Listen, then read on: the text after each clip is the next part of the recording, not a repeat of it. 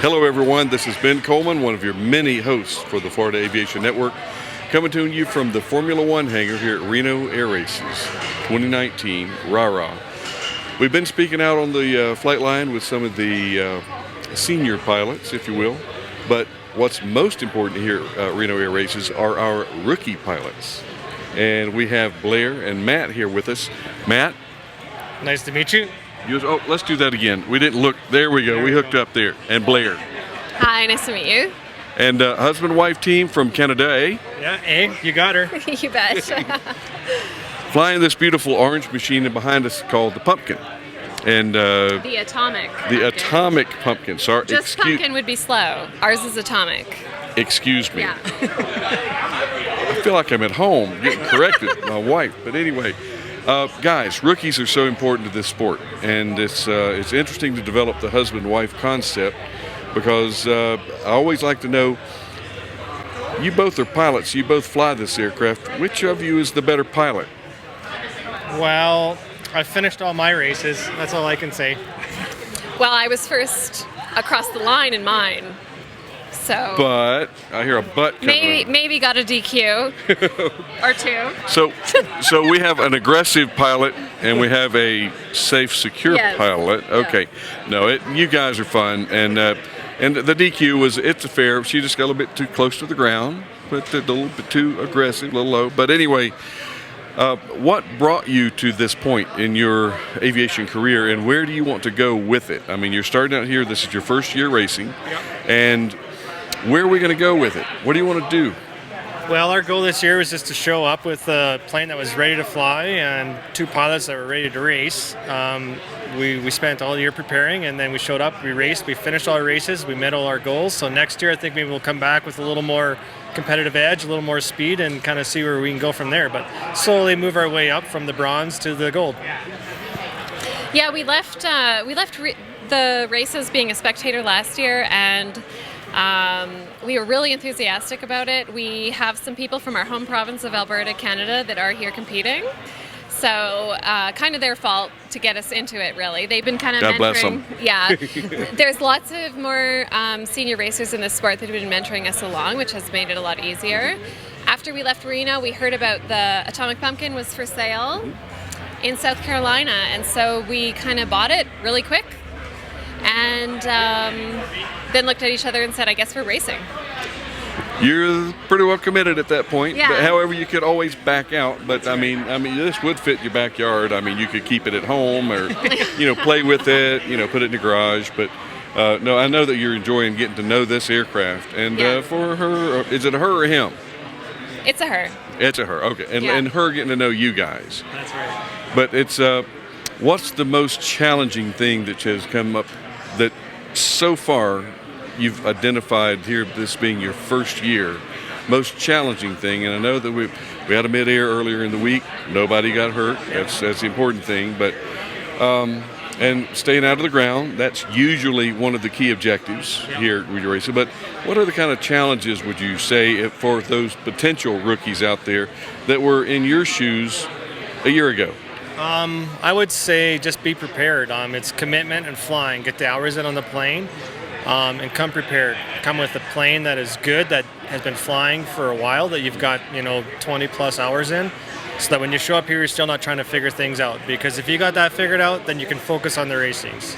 Get your situational awareness out. So we had decided that our goal was to put 20 plus hours each on the plane before we got here. Mm-hmm. We wanted to be 100% comfortable on the plane so that none of our attention was going inside the cockpit. We were focused on the races and the course. Mm-hmm. And that was the most time-consuming thing of all, was just getting our hours in and really feeling comfortable in the plane.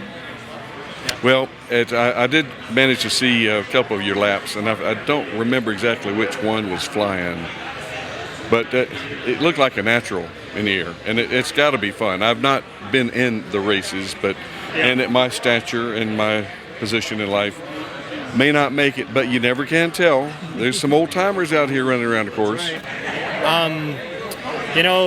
Right up until the race starts is probably the most stressful time. Once you get in that race, your head is just focused on the race, and you don't really think about all the other things you're thinking about before the race. You're just focused on what's happening at the time, how the plane's running, what you're going to do in case of emergency, and where your other fellow races are. So just working on that situational awareness on the track.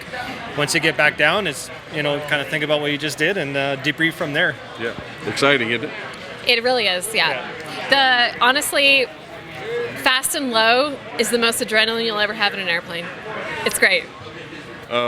Go ask Ross Kellen how much adrenaline he had pumping once somebody came up and popped his wing. Yeah. But that's the kind of adrenaline we really don't want to deal with. Yeah, but anyway, we're all going to be showing this to a lot of young folks and trying to get them and promote them to get involved in it. And anything that you'd like to leave as a parting shot for some of those junior aviators that haven't made it yet, but what has kept you going? I know you come from an aviation family, so it's you kind of grew up around it and in it. If you didn't grow up and around it and in it, what would you recommend to them? Go to your local flying club, find programs. I don't know if you have cadet programs down here like we do in Canada, or the Flying Eagles, stuff like that, and immerse yourself in aviation. You will, not only will you learn a little bit every time you're surrounded by aviation people, but you'll make connections. That's the most important thing. Yeah. Timing.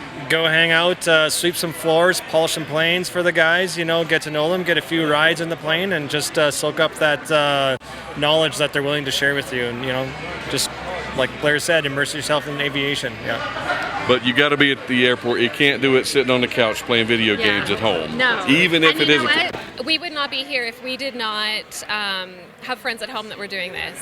Because we talked to them, they kind of invited us in, and they taught us a little bit of the ropes, and that's why we're here.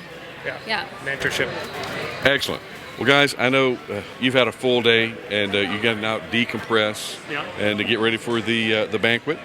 And we just want to thank you for your time and your effort and your patronage and your getting together and doing this, because we got to keep this thing going because it's a lot of fun. Thank you for giving us a little bit of FaceTime in front of the camera, and for all the fans and everybody showing out and watching the race. They make it happen too. So, yeah. You betcha. FaceTime, we're probably going to see more of her on the FaceTime than you.